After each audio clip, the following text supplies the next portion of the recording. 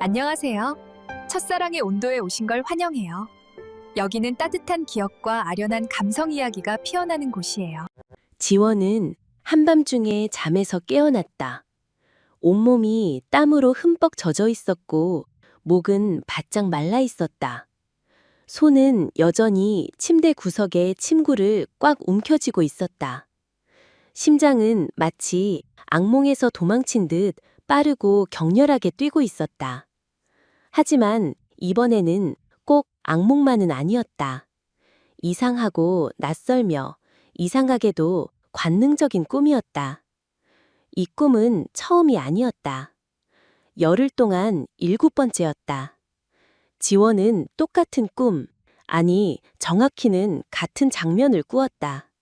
오래된 나무 침대, 약간 누렇게 변색된 흰색 침구가 깔려 있었고 흐릿한 노란빛이 비추는 방 안에 있었다.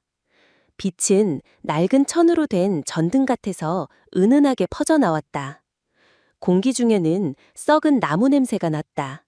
습하고 따뜻한 느낌으로 마치 오래도록 잊힌 방이지만 여전히 사람의 흔적이 남아있는 듯했다. 그 방에 그녀가 있었다. 벌거벗은 채 욕망으로 가득 차 있었지만 동시에 혼란스러웠다. 침대 위에는 그녀와 함께 한 남자가 있었다. 그는 키가 크고 어깨가 넓었으며 숨소리가 무거웠다. 손은 욕망으로 가득했지만 동작은 부드러웠다. 그들은 마치 무의식적으로 서로를 갈구하는 두 조각처럼 얽혀 있었다. 꿈속의 그 행위는 느리고 깊으며 감정이 가득한 음악과도 같았다. 서두르지 않고 거칠지 않았다. 각각의 움직임은 잃어버린 무언가를 찾는 듯했다. 하지만 지원이 이상하게 여긴 점은 그 남자가 결코 그녀의 눈을 바라보지 않았다는 것이다. 꿈 내내 그는 시선을 피했다. 그녀가 고개를 들어 그의 얼굴에 손을 대려 했지만 방 안의 빛은 항상 희미해서 그의 윤곽을 분명히 볼 수 없었다. 아마도 약간 긴 검은 머리에 오똑한 코를 가진 것 같았지만 그의 눈은 항상 아래를 향해 고개를 숙이고 있었고 마치 무언가 깊은 비밀을 감추려는 듯했다. 그리고 나서 사랑이 끝날 때마다 그는 항상 일어나 그녀에게 등을 돌렸다. 그는 떨고 있었다. 심장에 수축이 일어나는 듯한 고통을 참는 사람처럼 가끔 몸을 떨었다. 그의 큰 손은 목덜미를 꽉 쥐었고 어깨는 차가운 바람에 떨리고 있었다. 그가 말했다. 매번 같은 말이었다. 미안해. 너는 이런 대접을 받을 사람이 아니야. 그 말이 그녀에게 하는 건지 아니면 자신에게 하는 건지 알 수 없었다. 지원이 잠에서 깨어날 때마다 심장은 아팠다. 단순한 관능적인 흥분 때문이 아니라 연민 때문이었다. 가슴 깊은 곳에서 솟구치는 감정이었다. 아픔, 슬픔, 이름 붙일 수 없는 고통. 마치 막 죽어가던 사람과 함께 잠을 잔 듯한 느낌? 혹은 아주 오래전에 죽어버린 사람과 함께였던 듯했다. 그녀는 이 꿈을 누구에게도 말하지 않았다. 친한 친구에게도, 심리학 동료에게도. 왜냐하면 스스로도 이해할 수 없었기 때문이다. 이성적이고 인간 심리를 잘 알고 치료 기법도 연구했던 자신이 어떻게 이런 이상하고 관능적이며 가슴 아픈 꿈에 사로잡힐 수 있을까? 그녀는 3년 전에 이혼했다. 임신 9주 전에 유산했다. 전 남편은 아무렇지 않게 떠났고 집 한 채와 마음속 깊은 균열만 남겼다. 그 후 그녀는 아무도 사랑하지 않았다. 더 이상 누구에게도 손길을 내밀지 않았다. 적어도 꿈속을 제외하고는. 그래서 매일 밤 반복되는 그 익명의 남자의 꿈은 그녀로 하여금 자신을 두려워하게 만들었다. 그것은 억누른 욕망일까? 잠재의식이 보내는 신호일까? 아니면 더 나쁘게는 심리적 장애가 시작되고 있다는 신호일까? 그러나 그녀가 가장 두려운 것은 그 남자의 눈빛이 결코 나타나지 않는다는 것이다. 그리고 모든 것이 끝난 후 터져나오는 목매인 울음소리. 그녀는 꿈의 내용을 상세히 기록하기 시작했다. 방, 희미한 노란빛, 나무바닥, 습기와 뭔가 재 같은 냄새. 침대, 오래된 나무 침대였다. 각진 다리와 희미하게 지워진 꽃무늬 조각이 있었다. 침대 머리맡에는 항상 갈색빛 마른 피얼룩이 있었다. 누군가다 그곳에 머리를 부딪히고 깨어나지 못한 듯한 둥근 얼룩이었다.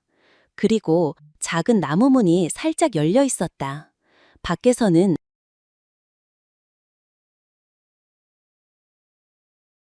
밤 10번째 꿈도 크게 다르지 않았다.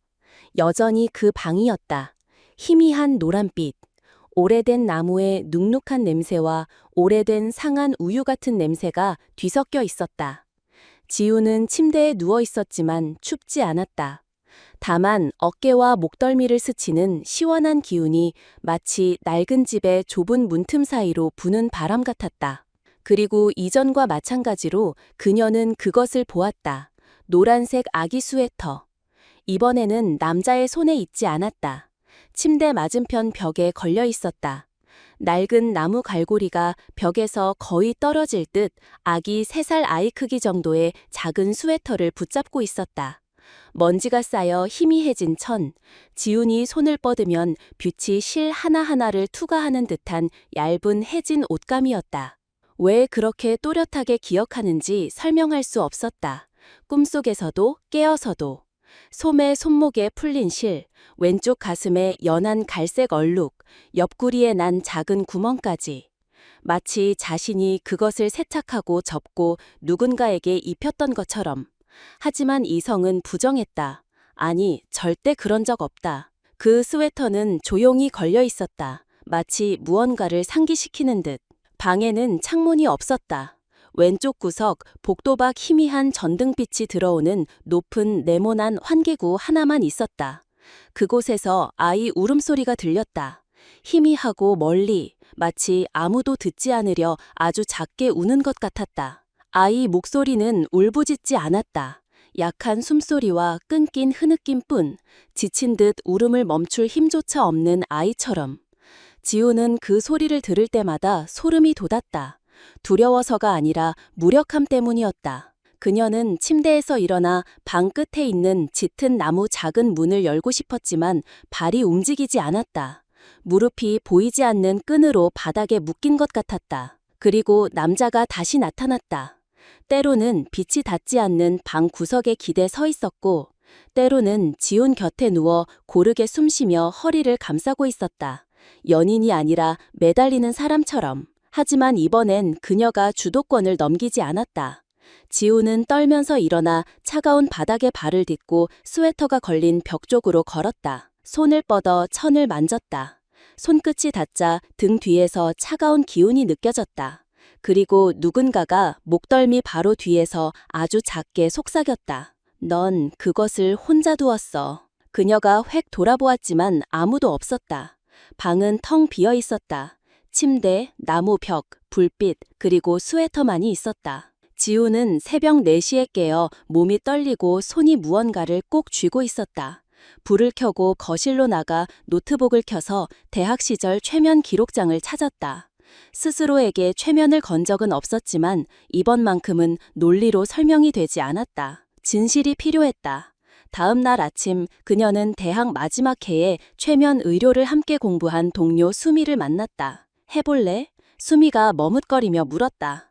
최면은 문제를 해결하지 않아. 문을 열 뿐이야. 네가 상상하는 걸 수도 있고 아니면 내가 봐야 하는 걸지도. 지훈이 노트에서 눈을 떼지 않고 답했다. 그리고 그날 밤 치료센터의 방에서 은은한 촛불, 잔잔한 음악, 라벤더 향기 속에서 지훈은 눈을 감고 고르게 숨쉬며 최면에 들어갔다. 10일간 반복된 집착에 이끌려.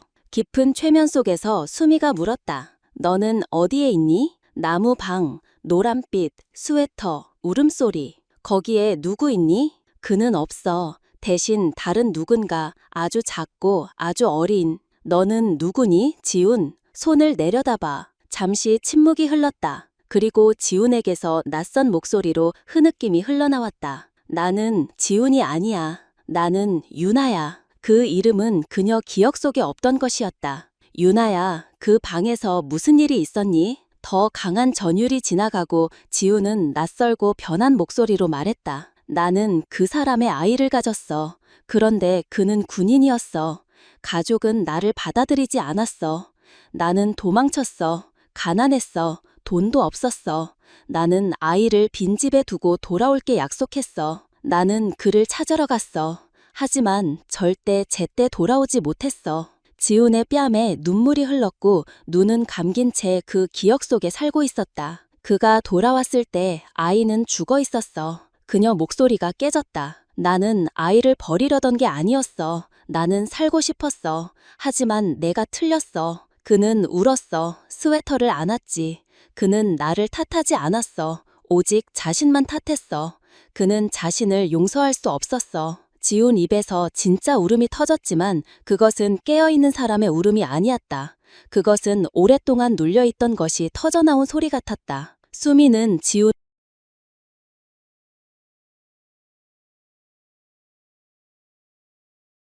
그날 밤 지원은 취침등을 켜지 않았다. 그녀는 방을 완전히 어둡게 두고 창문을 살짝 열어 달빛이 나무 바닥 위에 은은하게 퍼지도록 했다. 그녀의 마음은 두려움이라기보다는 새로운 상태, 즉 공허함으로 가득 차 있었다. 열흘 연속 꿈속에 수동적으로 빠져들던 것과 달리 이번에는 눈을 감고 주체적으로 그 꿈속으로 들어갔다. 이제 그녀는 이 꿈이 더 이상 혼란스러운 성적 환상이 아니라 후회와 사랑, 상실의 기억의 문이자 지도임을 깨닫게 되었다. 그리고 그녀는 그 방으로 돌아왔다. 이번에는 공간이 달라졌다. 곰팡이 냄새는 여전했지만 방은 더 밝았다. 침대는 더 이상 선정적인 느낌이 아닌 오랜 피로를 풀기 위한 안식처 같았다. 노란 스웨터가 바닥에 떨어져 있었다. 누군가, 아니면 꿈속의 지원 자신, 그것을 옷걸이에서 떼어낸 것이다. 그리고 그 남자가 있었다. 이번에는 침대 가장자리에 앉아 등이 보였는데 언제나처럼 등을 돌리고 있었지만 어깨는 더 이상 떨지 않았다. 그는 조용히 앉아 무릎 위에 손을 얹고 있었고 가느다란 손가락이 알 수 없는 불안정을 간신히 다스리려는 듯 살짝 떨고 있었다. 지원은 천천히 그의 뒤로 다가갔다. 순간 그녀는 지원이 아니었다. 유나였다.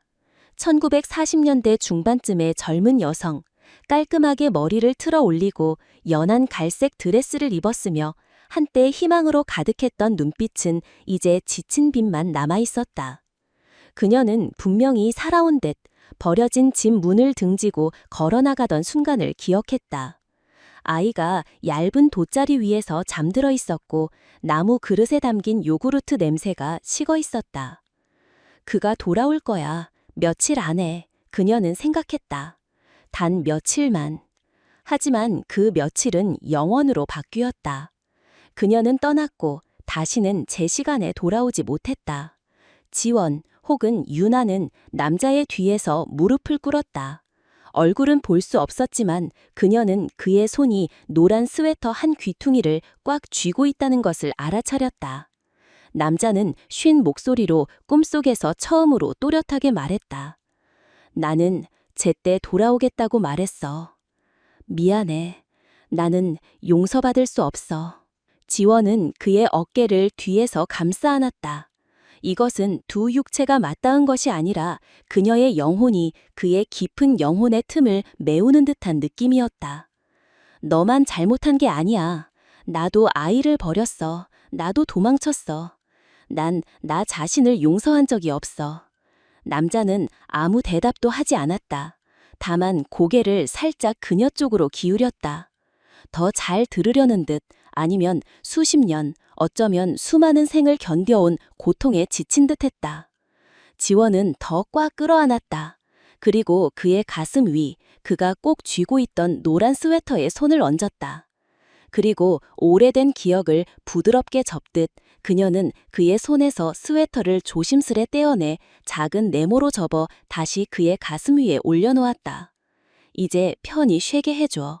우리 아이가 더 이상 아프지 않도록. 방 안의 빛이 부드러워졌다. 완전히 꺼진 것이 아니라 무언가가 사라진 듯했다. 더 이상 요구르트 냄새도 멀리서 들리던 아기 울음소리도 없었다. 나무로 된 방은 부드러운 빛의 흐름과 어우러져 마치 늦은 오후 햇살처럼 퍼졌다. 그녀는 일어섰다. 뒤돌아보지 않았다. 그의 얼굴을 볼 필요도 없었다. 이제 그녀는 누구의 얼굴도 알아볼 필요가 없었다. 그저 자신이란 존재를 깨달았을 뿐이었다. 한때 살아가고 사랑하고 놓쳤으며 후회를 조용한 벌처럼 안고 살아온 여자임을. 지원은 새벽녘에 깨어났다. 땀이 젖은 몸은 더 이상 없었고 베개도 마른 상태였다. 답답하거나 심장이 빠르게 뛰는 느낌도 없었다. 오직 낯선 고요함만 있었다. 마치 그녀가 누운 방과 그녀의 몸이 오랫동안 머물던 낡은 무언가를 깨끗이 정리한 듯한. 그녀는 침대 옆 서랍을 열고 노트북을 꺼냈다. 망설임 없이 그녀는 적기 시작했다. 익명의 당신께. 나는 당신이 누구인지, 어디에 있는지, 우리가 과거의 한 생을 함께 살았는지조차 알지 못합니다. 하지만 오늘 밤 나는 우리 둘 모두를 용서합니다. 누구의 잘못이 더 적어서가 아니라 둘 다 충분히 고통받았기에. 그리고 그녀는 펜을 내려놓았다. 첫 햇살이 창문 틈 사이로 들어왔다. 알람 시계는 울리지 않았지만 그녀 마음속 어딘가에선 종소리가 울렸다.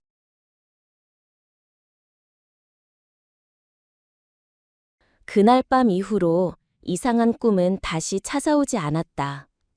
지원은 마치 가슴에 얹힌 무거운 돌을 내려놓은 듯 전에는 느껴보지 못한 가벼움과 안도감으로 잠에서 깼다. 그녀는 자신 안의 일부가 과거의 어두운 족쇄, 비록 그것이 전생의 기억이든 아니면 아직 마주한 적 없는 영혼의 한 조각이든 에서 해방되었음을 알았다. 다음 날 아침 지원은 하얀 종이 한 장을 꺼내 편지를 썼다. 그 속의 말들은 더 이상 자책이나 원망이 아니었다. 오히려 자신과 꿈속의 그 남자를 향한 부드럽고 이해 어린 용서의 메시지였다. 꿈속에서 만난 이름 없는 그대에게 고통이 결코 헛되지 않음을 알려줘서 고마워요.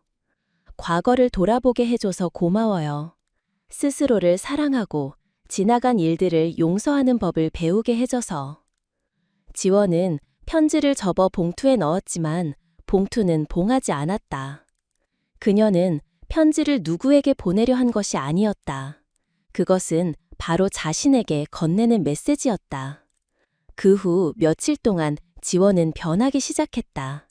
슬픈 기억을 피하지 않았고 이상한 꿈을 두려워하지 않았다. 대신 그것들을 삶의 교훈이자 보살핌과 치유가 필요한 영혼의 일부로 바라보았다. 심리치료사로서의 일도 더욱 깊어졌다. 지원은 알았다. 남을 돕기 위해선 먼저 자신을 용서하고 사랑할 줄 알아야 한다는 것을. 또한 모두가 내면의 방을 가지고 있다는 것도. 그곳에는 아물지 않은 상처가 있기도 하고 반복되는 꿈이 있기도 하며 과거와 현재가 얽힌 기억들이 있기도 하다는 것을. 중요한 것은 그 방으로 용기 내어 들어가 마주하고 닫는 일이다. 어느 비 오는 날 지원은 창가에 앉아 옛 편지를 손에 쥐고 미소 지었다. 더 이상 외롭지 않았다. 그녀는 마음속 평화를 찾아냈기 때문이다.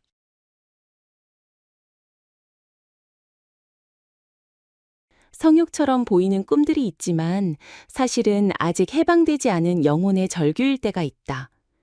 기억은 나만의 것이 아니라 때로는 치유가 필요한 다른 영혼을 대신해 꾸는 꿈일 수도 있다. 용서는 타인을 위한 것만이 아니라 얼어붙은 내 안의 일부를 구하는 방법이기도 하다. 모든 영혼은 아직 정리되지 않은 내면의 방을 가지고 있다.